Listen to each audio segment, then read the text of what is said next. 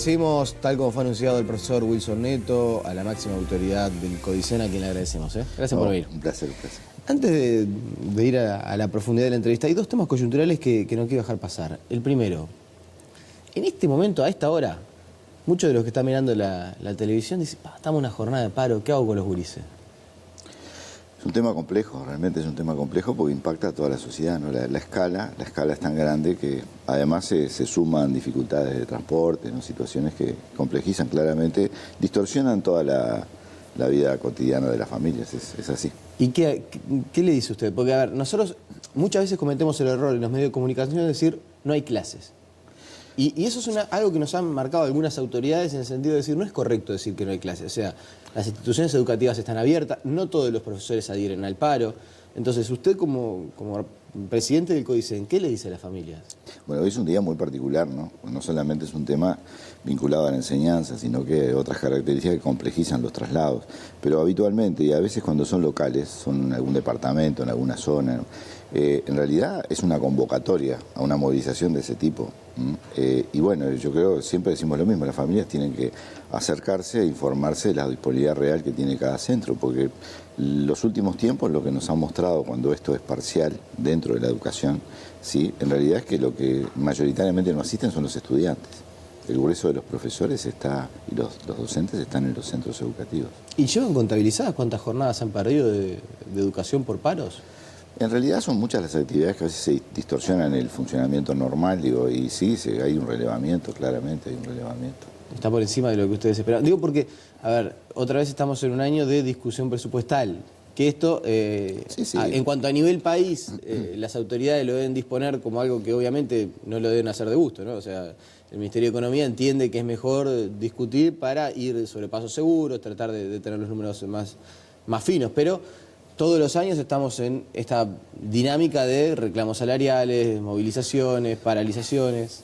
No, sí, claramente. Siempre, digamos, cada vez que se interrumpe el proceso educativo, el tiempo que se requiere para recuperar es mayor al tiempo perdido, porque claramente hay todo un proceso de trabajo que hay que recuperarlo. Bueno, y en ese sentido estamos pendientes permanentemente, ¿no? De cuáles son los elementos que, inclusive a nivel local, que distorsionan a veces la continuidad normal de los cursos, y bueno, y hay que, más allá de las acciones que se llevan a nivel de cada centro y de cada territorio, a nivel nacional también hay una mirada respecto a este tema, ¿no?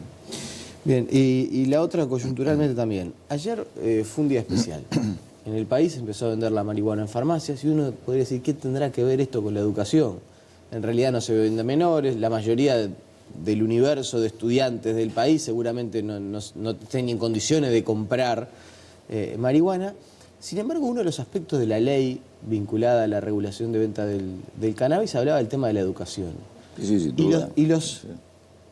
Los que critican la iniciativa hacen especial hincapié en eso, en que no se ha adoptado un sistema formal de prevención del consumo, de percepción del riesgo, como que esa pata de la ley que está prevista no se ha llevado adelante de la manera que se debería haber llevado adelante. ¿Esto es así? Bueno, en realidad no, en realidad hay muchos trabajos que se vienen realizando en este tema, ¿no? Digo, la articulación con la Junta Nacional de Drogas es permanente, inclusive en este año en particular se están desarrollando un conjunto importante de talleres de formación para los docentes y para las familias, pero ya no ubicando el énfasis en las consecuencias, digamos, de la droga, sino en todos los motivos que de alguna manera permiten, digamos, el acceso, digamos, a través de situaciones que tenemos que trabajar en el fortalecimiento de elementos socioemocionales, de forjar nuestra propia personalidad para poder tener la capacidad de elegir en ese sentido. O sea, en definitiva, el trabajo ha mutado, ha virado, digamos, de poner al riesgo en las consecuencias de la sustancia a los efectos que llevan a que las personas tiendan a consumir.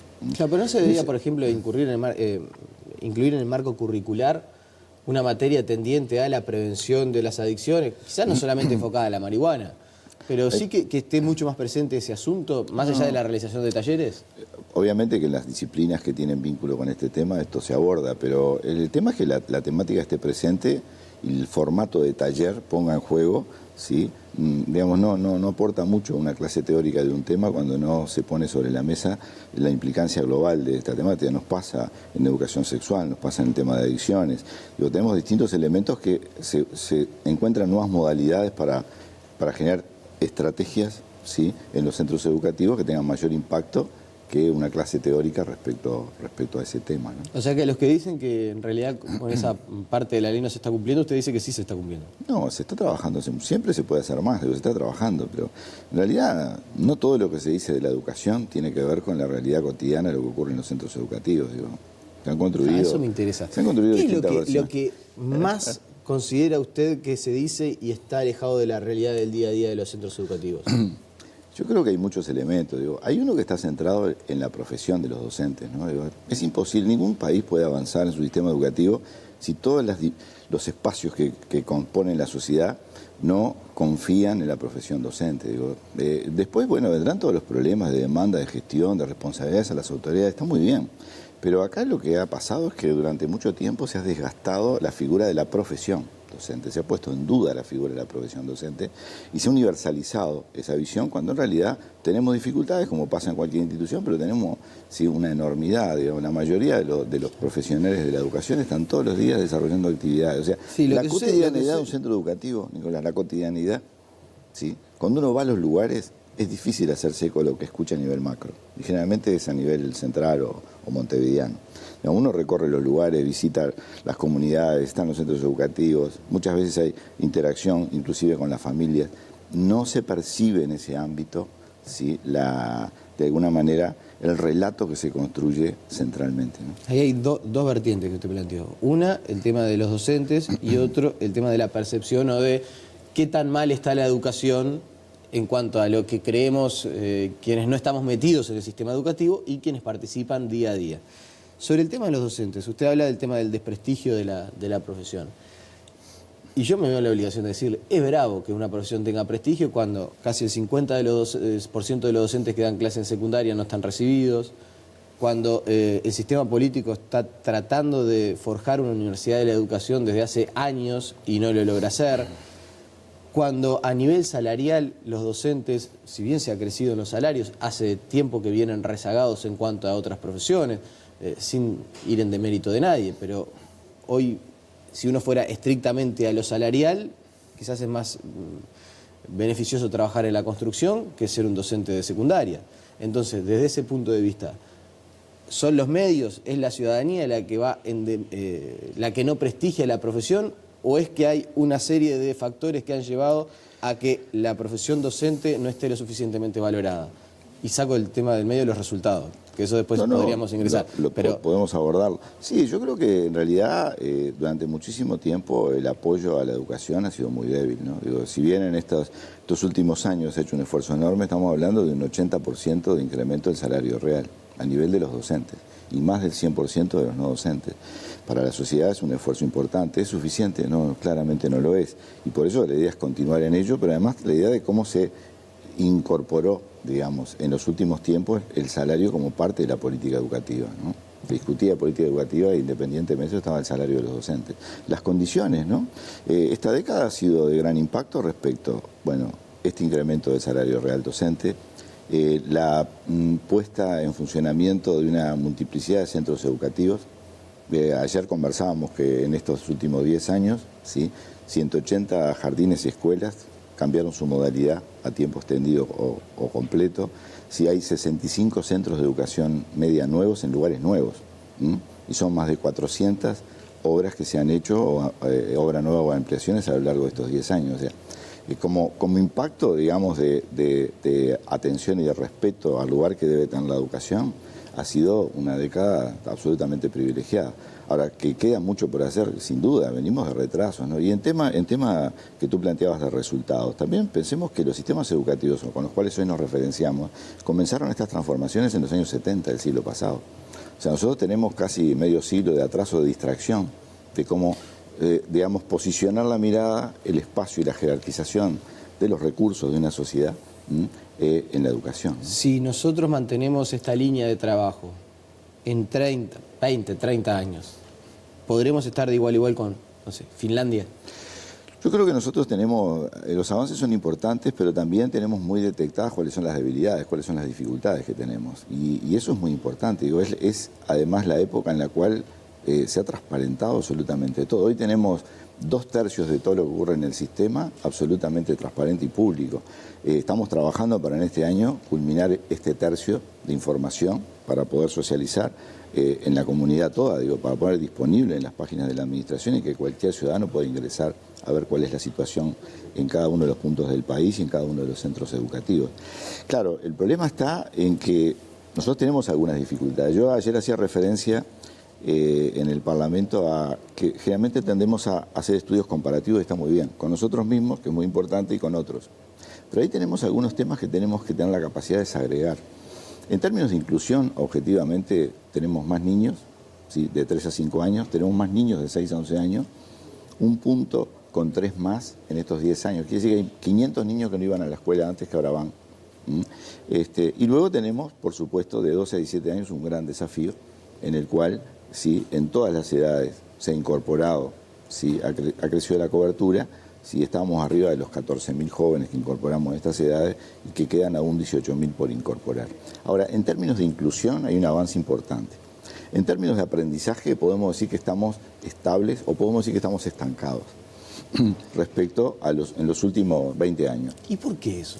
Bueno, pero me gustaría terminar en este aspecto, pero después tenemos grandes dificultades en los egresos. Un elemento que Uruguay se diferencia, ¿sí?, de los demás países de la región es en la baja tasa de egresos. Sin embargo, ¿sí?, por ejemplo, si nos comparamos con Chile, cierto, tiene una tasa de egresos claramente superior, pero cuando vamos a evaluaciones, ¿sí?, de carácter internacional donde somos comparables, estamos en el mismo orden.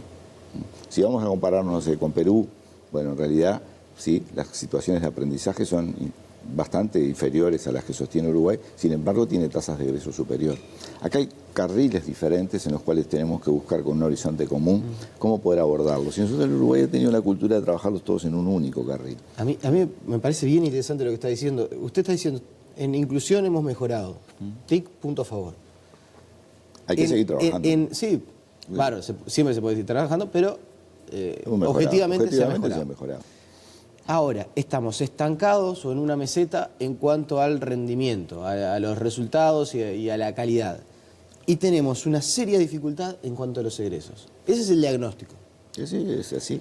¿Cómo se hace para mejorar el rendimiento? Es decir, que nuestros estudiantes lo que estudien sea de mejor calidad, para que crezca el nivel de enseñanza, o aumente el nivel de enseñanza, y para que aumente la tasa de egreso. ¿Qué es lo que se puede hacer? Bueno, son estrategias que se tienen que encontrar, pero la tasa de egreso está centrada en una cultura y en un lugar de la educación en la sociedad, ¿no? Hay una construcción histórica de cuáles tienen que ser los requerimientos para poder avanzar de un año al otro, de un ciclo al otro, que claramente tiene criterios diferentes en otros países. Y por eso la diferencia, más egreso con menos aprendizaje. ¿Esto quiere decir que tengamos que promover menos aprendizajes? No, sino que tenemos que desafiarnos, y ahora viene la parte de aprendizaje, a estrategias más innovadoras. El país hoy cada vez más está de alguna manera nutriéndose de prácticas innovadoras en todos los centros educativos. Y el gran desafío es que esto genere una masa crítica. Hoy, lo conversábamos antes, que están llegando en estos momentos los chiquines de Tala, ¿verdad? Bueno, ese es el resultado de todo un proceso, un largo proceso. Y es la punta del iceberg de una manera distinta de trabajo. El trabajo en base a proyectos, que ya tiene varios años, la capacidad de haber, a través de un proyecto articulado con Ceibal, haberse centrado el acercamiento de tecnología a los centros educativos. No solo la disponibilidad de la computadora, de las salas de videoconferencia, sino de toda una serie de interfaces, de dispositivos que se comunican con la computadora y que tienen la capacidad de leer el medio ambiente y poder luego, a través del software, procesar información y actuar sobre él. Bueno, eso que antes solo estaba de alguna manera ubicado en los niveles más altos, cercanos a la ingeniería, en los últimos niveles de educación media, o que estaba centrado en la UTU, que sus planes de estudio necesitan trabajar en base a proyectos y tienen que defender un proyecto para poder combinar un ciclo educativo, hoy se ha universalizado en el país. Hoy está en las escuelas, hoy está en todos los liceos, y hoy está en definitiva en la educación toda. Y eso genera conocimientos de orden transversal que son absolutamente importantes para decodificar el mundo de hoy. En otra época... ¿Y cuándo nos va a dar el salto de calidad eso? Bueno, yo creo que estamos en ese proceso, ¿no? Yo creo que claramente estamos en ese proceso. Cada vez son más las comunidades que de alguna manera adhieren a trabajar bajo estas prácticas, bajo estos formatos, bajo estas metodologías, que permiten organizar el conocimiento de otra manera, que permiten integrar equipos y trabajar en forma colectiva con un problema común. un abordaje común, que de alguna manera genera capacidades, insisto, que luego tienen que ver con la dinámica cotidiana de lo que ocurre en la sociedad, del trabajo, de la producción, de la construcción de conocimiento. Mira, ahí está la imagen de los chiquilines recién llegando, ahí del aeropuerto. En un ratito va a estar el móvil de Ximena Pérez en el aeropuerto internacional de Carrasco. En este momento, esto lo que está mostrando es ahora. Ahí está uno de los premios que recibieron y ahí están los chiquilines llegando de los Estados Unidos. Eso es fantástico. Estamos hablando de más de 300 grupos. Del 2010 a la fecha, más de 300 grupos de jóvenes han tenido reconocimientos de características importantes. Eso quiere decir que son miles y miles los grupos que están trabajando. Lo último que retomando la pregunta anterior, bueno, en realidad no lo hemos conversado, no sé cuánto más usted pretende estar en la función, pero ahora, ¿cree que estos cambios o estos procesos que se están dando y el salto de la educación se van a ver en el corto plazo? ¿O usted dice, no, mire, yo estoy sembrando la semillita y seguramente cuando esté en casa ya retirado de la actividad voy a ver cómo Uruguay en las pruebas PISA, por poner uno de los mecanismos de medición, vamos a estar mucho mejor de lo que estamos hoy? No. Yo estoy convencido que el proceso se está dando hoy. No es que estemos... Siempre se está trabajando en el Uruguay en paralelo, ¿no? Generando bases, disponibilidad, oportunidad, pero en paralelo también se van provocando los cambios, no es simple, los cambios se observan. Ahora, claro, lo que pasa es que los desafíos que tenemos y las metas que nos hemos propuesto, afortunadamente, son muy exigentes para la escala y para los tiempos en los cuales este proceso comienza o se profundiza, ¿no? Bueno, yo no creo que estemos simplemente sembrando las bases. Creo que estamos obteniendo hoy resultados de una forma de trabajo que tiene mucho tiempo, que gradualmente también tienen que ir convocando y acercando convicciones en los colectivos para poder desarrollarla, y que de alguna manera nos permite, sí, generar formatos distintos que mejoren, insisto, no solamente que mejoren los aprendizajes, sino que las áreas que se aborden tengan sentido para poder decodificar el mundo de hoy, ¿no? Uno podría tener una gran currícula que responda a lo necesario en los años 60 del siglo pasado y no estar dándole las condiciones y capacidades a los jóvenes para abordar el mundo de hoy. El tema del cambio curricular también es otro gran asunto. Estructural. Hace tiempo que están las discusiones para instrumentar los cambios y es como que todo en Uruguay, cada 10 años en Uruguay hay un cambio de plan, pero no hay un cambio de práctica, no hay un cambio de estructura, ni una forma de organización del conocimiento, ni de las propias organizaciones educativas. O sea, el 80% de los jóvenes que dicen desertar del sistema educativo en enseñanza media dicen que no se sienten atraídos por lo que reciben en la clase. Entonces, como que el cambio curricular es imperioso. Hay una circulación de jóvenes muy importante, ¿no? O sea, en estos 10 años también se han construido muchas propuestas educativas donde hay miles y miles de jóvenes en ellas. O sea, hay una circulación de los jóvenes también en función de las propuestas educativas. ¿Cuál es uno de los desafíos? Que en todos los territorios esté la máxima capacidad, disponibilidad de propuesta, porque a veces si no uno es rehén del territorio en el cual habita. La última, profesor, sobre el tema del egreso, la calidad y la universalidad de la educación. Usted dijo, al pasar en una de sus respuestas, bueno, sí, en Chile egresan mucho más, pero habrá que ver cómo evalúan ellos o cómo es el pasaje a lo largo de la educación. Esto no significa que nosotros tengamos, estoy tratando de reproducir mi memoria, no significa que nosotros tengamos que bajar el nivel para que sigan pasando y de esa manera logren egresar. Ahora, está poniendo arriba de la mesa lo que hacen otros países con mayor tasa de egreso y algo que nosotros queremos mejorar. La vía es esa, quizás no ser tan exigentes año a año para que los jóvenes sigan avanzando y continuando con los estudios y quizás la evaluación sea más sobre el final de la formación. Seguramente nosotros todos los docentes nos formamos, digamos, en un área, o por ejemplo, docentes de educación media en una disciplina y poco trabajo, sí, conformando equipos colectivos, digamos, de docentes en un grupo, tratando de desarrollar proyectos conjuntos y también desarrollando evaluaciones integrales, ¿no?, de los jóvenes. Las evaluaciones son muy fragmentadas, cada uno en función del proceso que desarrolla ese conjunto de jóvenes con uno, expresa, digamos, una calificación, un juicio, digamos, expresa el avance en ese sentido. Pero son pocas las instancias en las cuales se desarrolla un trabajo colectivo para una evaluación más integral, ¿no? Y los tiempos que se requieren para cada uno, atendiendo su singularidad, respecto a los logros en cada etapa, ¿no?, en cada proceso. A veces uno, no sé, comienza un primer año de un ciclo y ya en los primeros 3 meses tiene una primera reunión. Y ahí ya casi que se cimienta cierta idea, digamos, de funcionamiento o de apropiación de cada uno de los jóvenes, cuando en realidad el proceso tiene 3 años y hay que entenderlo en esa dimensión. Seguramente son cosas que tenemos que seguir trabajando y discutiendo en forma participativa con todos los actores, porque tú mencionaste en un momento la calidad de la educación, pero la calidad de la educación hay que incluir términos como la participación, términos como la inclusión y por supuesto los aprendizajes, ¿no? La última, pues se nos voló el tiempo, no hablamos nada del presupuesto, que era la principal convocatoria. Con los números que hay, esta es su visión, ¿no? Los números del mensaje del Ejecutivo. Ayer le prometieron algo extra, ¿consiguió algo en la reunión con el Frente Amplio? Y por ahora por ahora estamos discutiendo, ¿no? ¿Pero hay alguna perspectiva? Y nosotros tenemos esperanza de que sí, ¿no? Mínimo los 250 millones para los salarios, eso es lo mínimo. La diferencia que estamos para continuar con la cadencia 2016-17 de incremento son 200 millones, ¿sí? Más los 50 para corregir inequidades. Bueno, eso fue lo que se discutió en su momento. Hoy sobre la mesa no sé si eso está previsto, ¿no? Hay un elemento importante también, que son todos los centros educativos que están previstos para tener ampliaciones o centros nuevos el año próximo, que hay que darles claramente destino educativo, ¿Y ¿no? eso hoy no está contemplado? Eso hay que analizarlo, ¿no? ¿Y cuánto es eso en dinero? Y estamos hablando de extremo, de educación básica hasta todos los niveles medio, primaria, medio y superior. Estamos hablando alrededor de los 1.100 millones. 1.100 millones de pesos más. Exactamente. Va a estar bravo para conseguir. Está difícil, está difícil. La última sobre esto.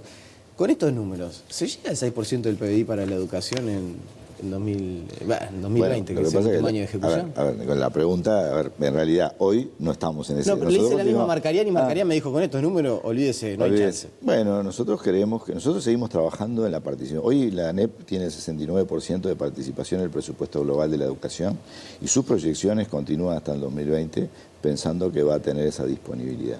Digo, veremos en lo que transcurre en este año y fundamentalmente el año que viene.